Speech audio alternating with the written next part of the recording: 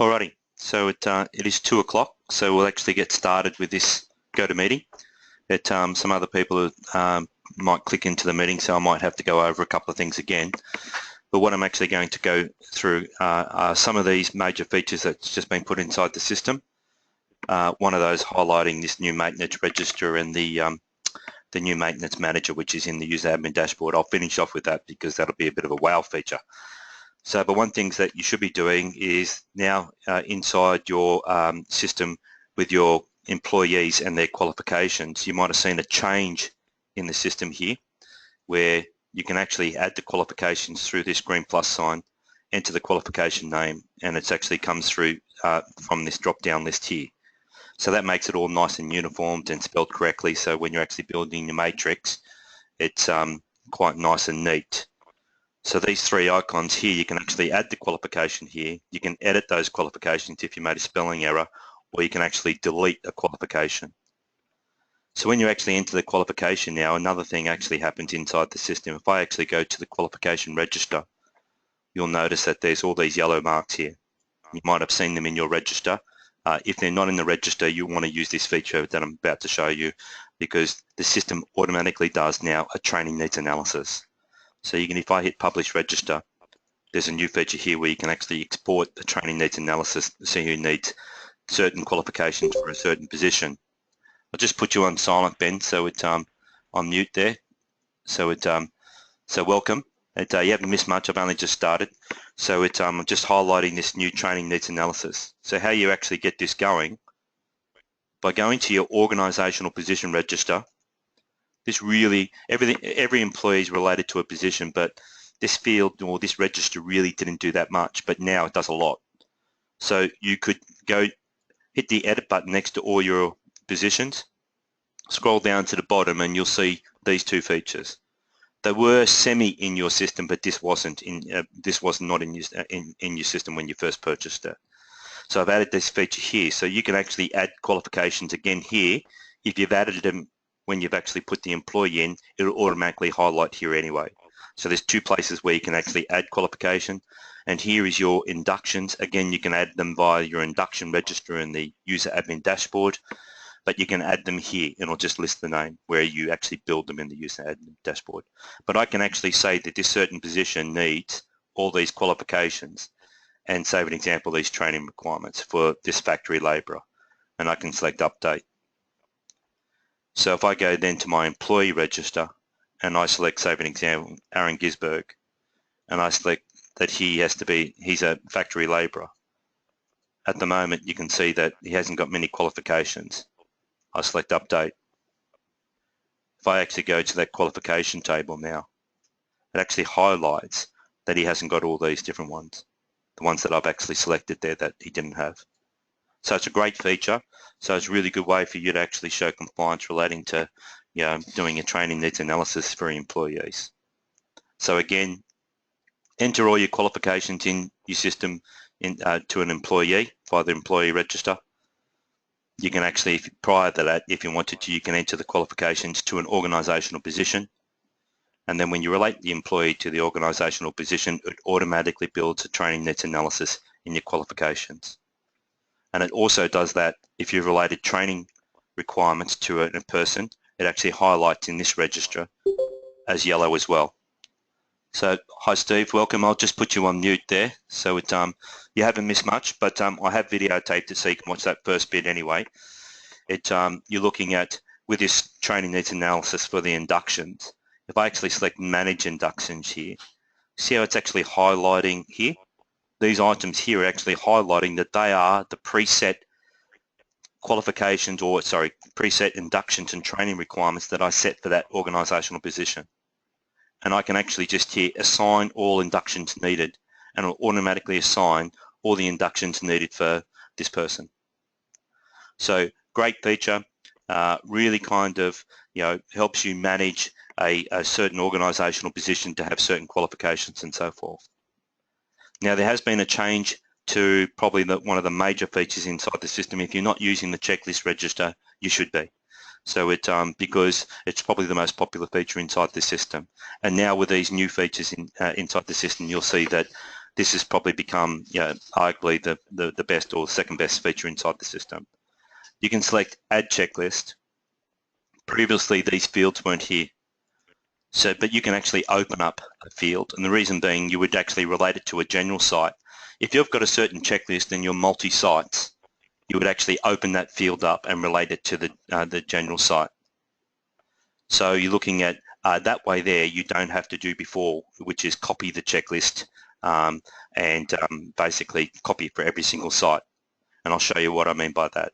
So you should be relating it to an activity. So I'll give a good analogy. If I'm a warehouse, I'll be loading trucks. The machine is a forklift. Your hazard might be, I might have done, say, loss of load, but my compliance, this is picking up my compliance register.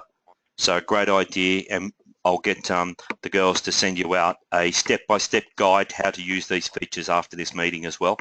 So the compliance, so you should be going to your compliance register and really uploading all your compliances, and then what you do is you relate your checklist of the activity in your forklift and even your company policy. You can relate all these other things as well. You'll see in the coming weeks that these will all be open as well, open or closed, and I'll show you what I mean by that again. But I can actually say, let's just build this checklist here, AB. I can actually make this a header. It's a good idea to actually make your top line a heading because it'll actually come in bold. So then I can actually, say for an example, put a question. I can put, say for an example, text box. So you can actually create your own online checklists. So, and I'll just put another question there just for an example. Now here's another feature that's actually new as well. So if I actually go, Phil Bamford is responsible for this, and put it into the responsibility box. This box previously did zero, did nothing. It just had made a person responsible.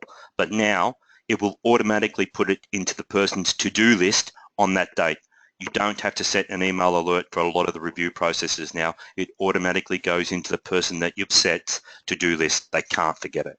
I can select Add. So that's gone into the register here. Now let me select this view icon. And you'll notice a couple of things. See how this is an open field? That's what that open close field is.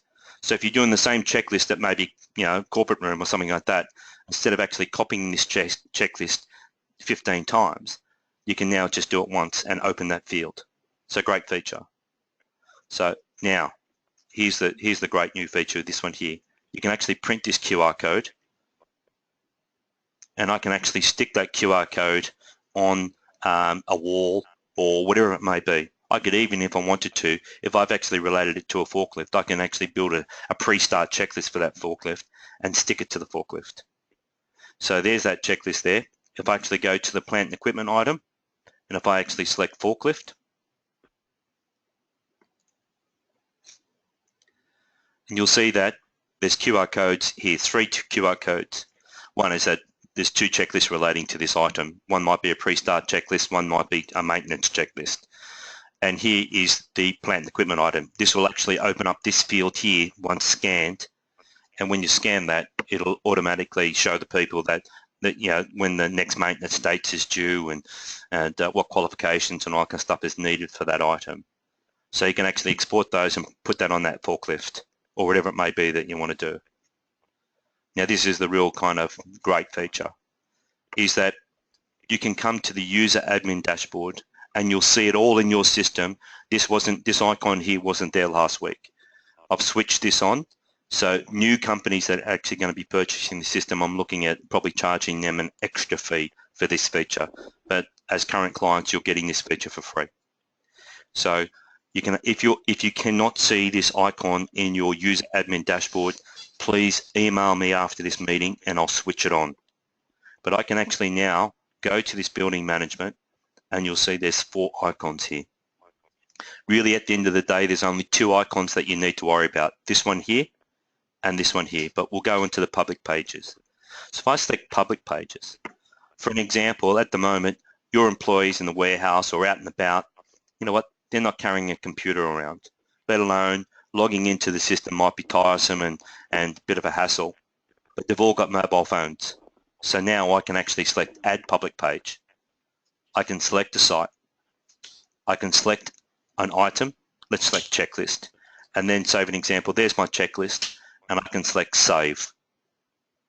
I've now made that checklist public. What does that mean?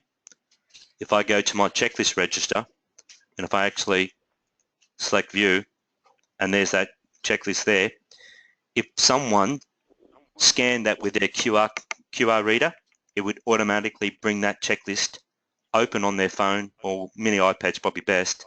They do not have to be logged into the system. It will ask them to enter their name, but they do not have to be logged into the system. So technically, it can be done at any time, anywhere, without them being logged into the system. Great feature. So it, now some of you may have items that might need maintenance. So I'll give an example of that. We've got a council, Willoughby Council, and we've got Holroyd Council and Curran City Council. They've got a park, or whatever it may be. They might have swings or toilets at that park. They can come here to develop maintenance request link. They can select add. You can actually filter it by person responsibility or whatever it may be, but let's just do it for the site. So you can select a category. So this one's, you've only got 3 different categories: a checklist, emergency equipment, maintenance, or plant and equipment. Let's save an example. Let's just select maintenance. It automatically creates what's called a maintenance request form. I can say I want the start date to be today, and the person responsible is this guy, and I want to if any time I want to send him the new link that this creates by SMS or email, and I'll select save. So what that's done is, if I actually select the view icon, it's automatically created a maintenance request link. I could actually copy this here and actually send that out to my database, and basically say select on this link and save this on there. But what it does, it actually opens up this form here. This form here where they enter a request, a location and a description, and they select update. So I'm actually changing these fields that you can actually add preset answers, so people can't put abusive stuff or whatever it may be, let alone the employee or the visitor or the person public doesn't even have to think anymore. You can preset the answers. Let's select update. So what that has actually done, when someone fills in that form, if I go to the maintenance register, here it is here. It's actually put it into the maintenance register. It's emailed Phil Bamford to say you've got a new maintenance item. You'll even see that it's even developed a work order number. I can actually select this edit here if I'm the maintenance manager, and I can come through here and see which maintenance is needed. I can say, yep, I want work to start on that date. I want it completed by a certain date. I can upload images if I want. I can enter as the maintenance manager, hey, make sure you do this, this, this, and this. I can, if I wanted to, send it out internally to a person to make them responsible. It will go into their to-do list. It will email them all the details of the maintenance. But I could, if I wanted to, select a contractor. And what this does, it picks up all your contractors in your contractor section. So if you've used the contractor module, which you should be using, you would have got all these people's qualifications. They would have had all their employees' details, most importantly, all their workers' compensation, public liability, and all their insurances. So what happens then is that you can actually select that person. You can add more if you wanted to, if you want to get 3 quotes. But it'll send them out, basically, the whole what needs to be done with a work order number. You can even enter here the payment details for that contractor who they need to pay invoice. Okay, so great feature. So that maintenance section there is really taking, if you're doing maintenance of any kind on anything, it's taking it to the next level. So let's just go back to that building manager and develop maintenance request link. If I select add, I can actually, even if I wanted to, relate it to a machine.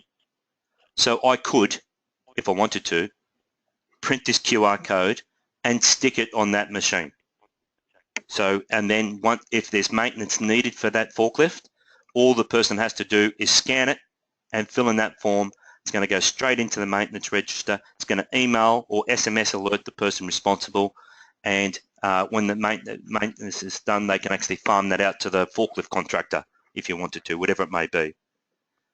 And again, I can make that public.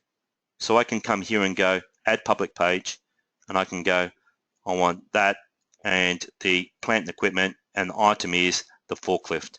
So what it does is actually picks up that forklift maintenance request form, and I can actually now make that item public. So if they scan that, that QR code on that forklift, they don't even have to be logged into the system. It will bring up that maintenance request form where they can complete the form. So this has now taken the ease of use of the system to the next level, this section, this public pages. So sorry, this new maintenance manager here. So these two on here, you don't really need to worry about those. They're more relating to a strata company that we're doing this with. So with, but you're looking at public pages and develop request link. I will be sending you a step-by-step guide at how to do this after this meeting. So one of the other really good features inside the system here is, you mightn't have noticed, but we've got a notification register here. So you can add notification. You can relate it to an employee or a site, but it actually highlights if you've entered their email address and their mobile number. So it's a good idea really to go to your employee register. You'll see there's a new field in there, mobile number. So you can enter that. It'll bring it up that yes here, but I can actually then enter my notification, whatever it may be, and I can say, you know, you're the sender and due date today. I want to see SMS, email, or both. So you can still send it by email, but you can send it by SMS. Yes, SMSs do cost because we use the third-party provider. I can select add, but I'll just select my name down here. So it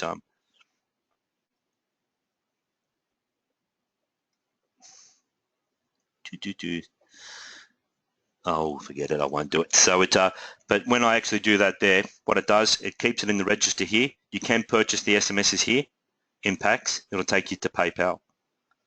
So it, but what it does, you can't have the employee say anymore, I didn't tell you so, because not only would it actually put it in there, send them an SMS, but you've also in the person's employee's history, and you'll see that this has had a massive upgrade as well, is that it automatically puts it in their notification register to say that it's been sent and delivered by either SMS or email. The person can't say you didn't tell me so.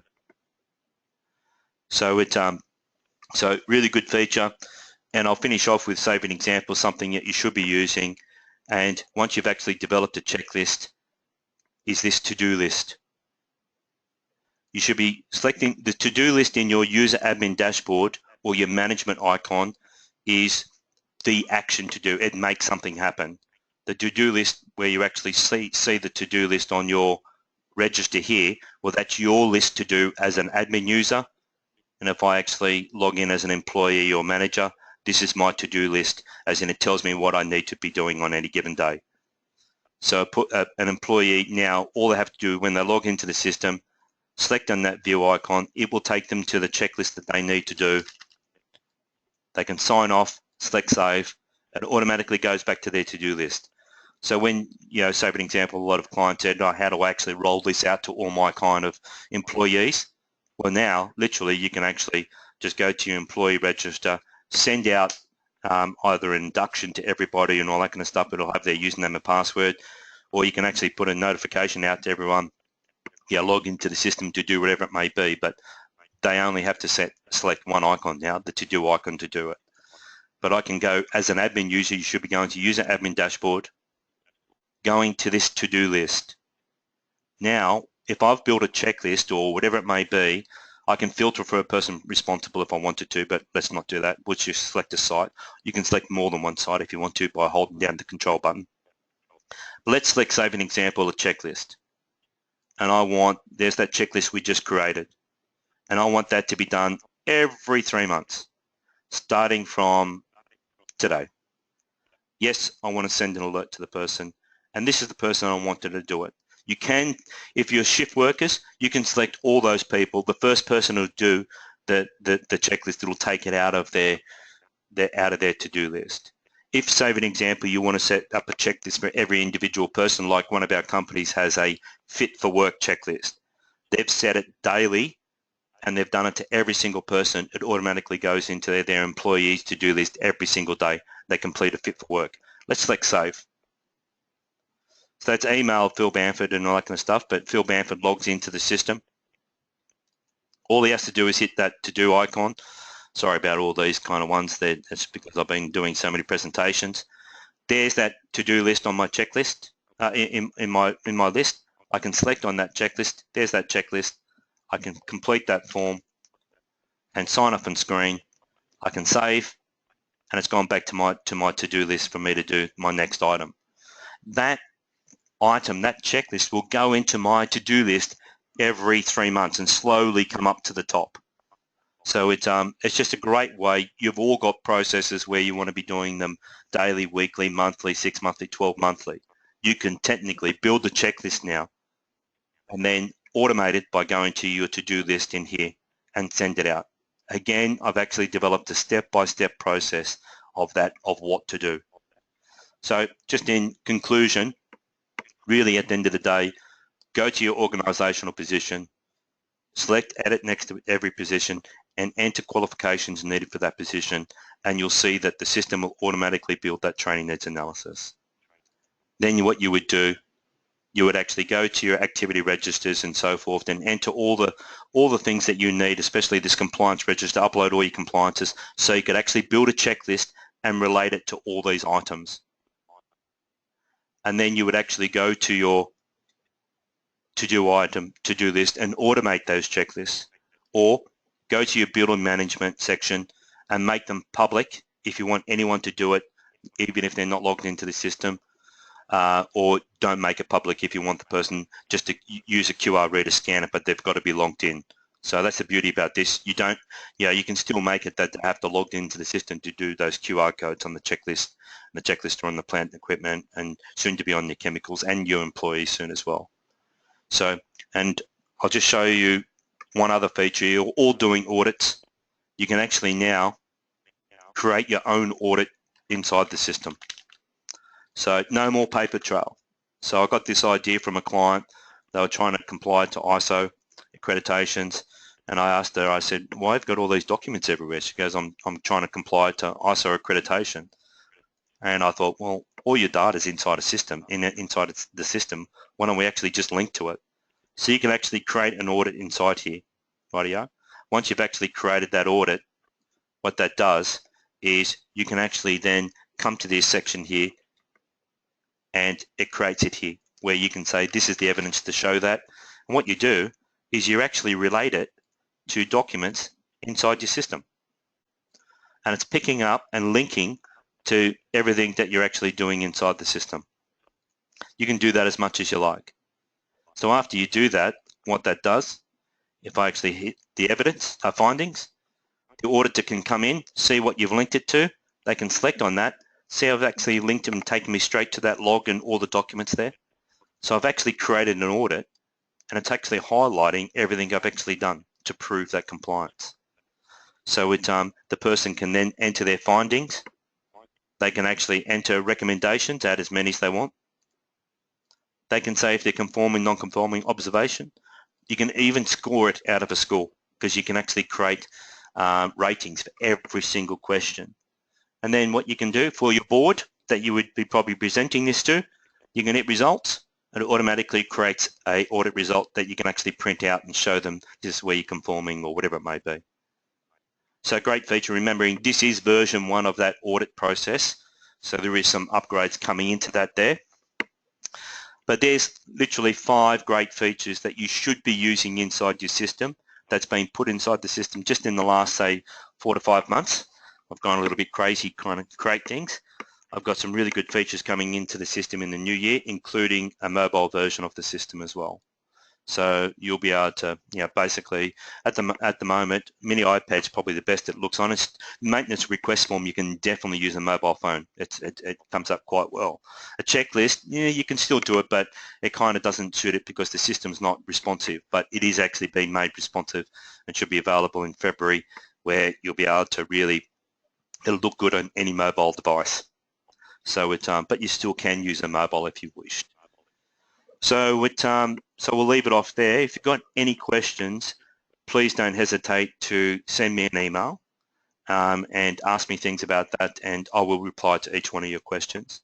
I will, as I mentioned, I have been recording this, so I will actually just edit some of the stuff out of that and send it to you, so you can actually watch it over again.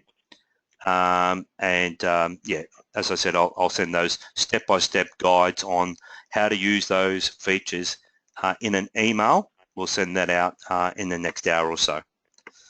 Well, thank you very much for turning up. I hope you like those features. I'm actually personally excited about the maintenance register and the maintenance manager, because now, you know, automating these checklists and these QR codes, that can be done by anybody, as well as that maintenance request form. It's been a big winner for the system. We're now actually starting to get a lot of big corporate clients and so forth. So thank you very much, and have a great day, and I'll speak to you soon.